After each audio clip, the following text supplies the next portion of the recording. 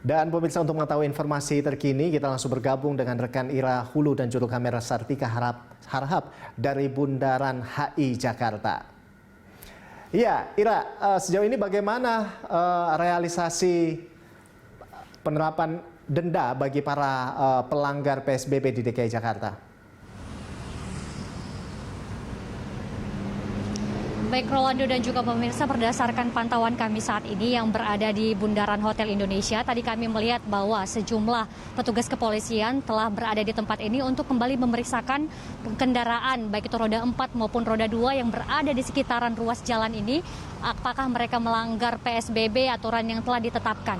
Dan tadi kami melihat bahwa pihak petugas kepolisian ini tidak memberikan denda ataupun memberikan denda kepada para pelanggar tersebut, melainkan hanya berupa sanksi administratif teguran bagi mereka yang melakukan pelanggaran.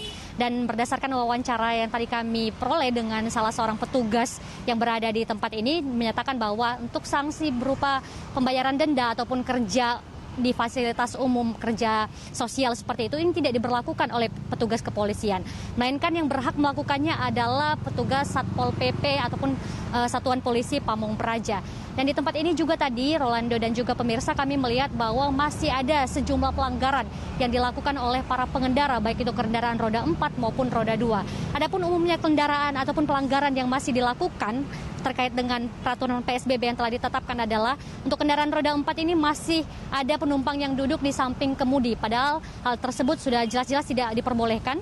Kemudian juga masih ada kendaraan roda 4 yang melebihi kapasitas yang telah ditentukan ataupun 50% dari kapasitas yang telah dibuat sebelumnya. Sementara itu juga untuk kendaraan roda 2 ini juga masih ada yang melakukan pelanggaran seperti tidak memiliki satu tujuan ataupun satu alamat KTP yang sama. Kemudian masih ada juga yang tidak menggunakan masker. Dan terkait dengan hal ini memang beberapa waktu yang lalu sudah ditetapkan bahwa mereka yang melakukan pelanggaran ini harus dikenakan sanksi, baik itu sanksi administratif berupa teguran, denda, sampai dengan bekerja membersihkan fasilitas umum. Dan berikut ini merupakan pernyataan dari pelanggar PSBB yang berada di kawasan Bundaran Hotel Indonesia.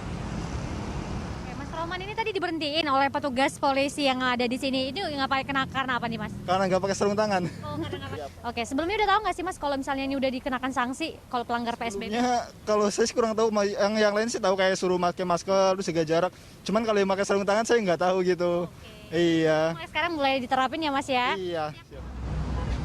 Ya, Rolando dan juga pemirsa, dan tadi kami melihat bahwa ternyata masih ada sejumlah ataupun bisa dikatakan masih banyak masyarakat yang belum mengetahui bahwa jika melanggar peraturan PSBB ini akan dikenakan sanksi dari denda sampai dengan pekerjaan sosial yang harus dilakukan. Kembali kepada Anda di studio, Rolando. Ya baik Ira, jadi dari pantauan Anda tadi sudah ada polisi yang kemudian melakukan mulai menegur bagi para pelanggar PSBB di Jakarta, terutama di Bundaran HI saat ini. Nah, kalau dari pantauan Anda sekarang, sejauh ini sudah berapa banyak pelanggar yang terjaring?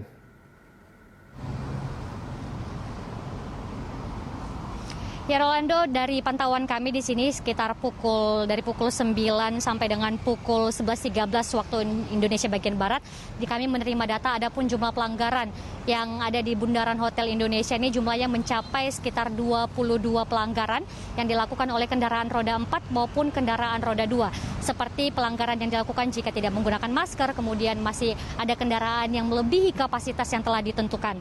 Dan ada pun terdapat 3 sanksi yang telah ditetapkan dalam pelaturan PSBB ataupun sanksi bagi para pelanggar PSBB ini adalah pertama teguran tertulis, kemudian kerja sosial berupa membersihkan sarana fasilitas umum, dan kemudian denda yang terakhir adalah denda administratif seperti itu.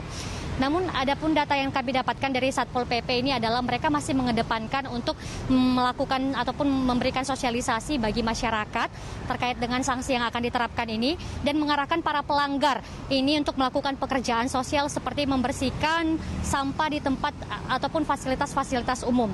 Dan berdasarkan data yang kami dapatkan juga ada pun pelanggaran ataupun sanksi yang diterapkan bagi para pelanggar PSBB adalah yang pertama, ini jika tidak menggunakan masker, maka sanksi dalam pasal 4 peraturan gubernur adalah Yang pertama, sanksi administratif teguran tertulis, lalu sanksi kerja sosial berupa membersihkan sarana fasilitas umum, kemudian yang terakhir adalah sanksi denda berupa Rp100.000 sampai dengan Rp250.000 jika tidak menggunakan masker.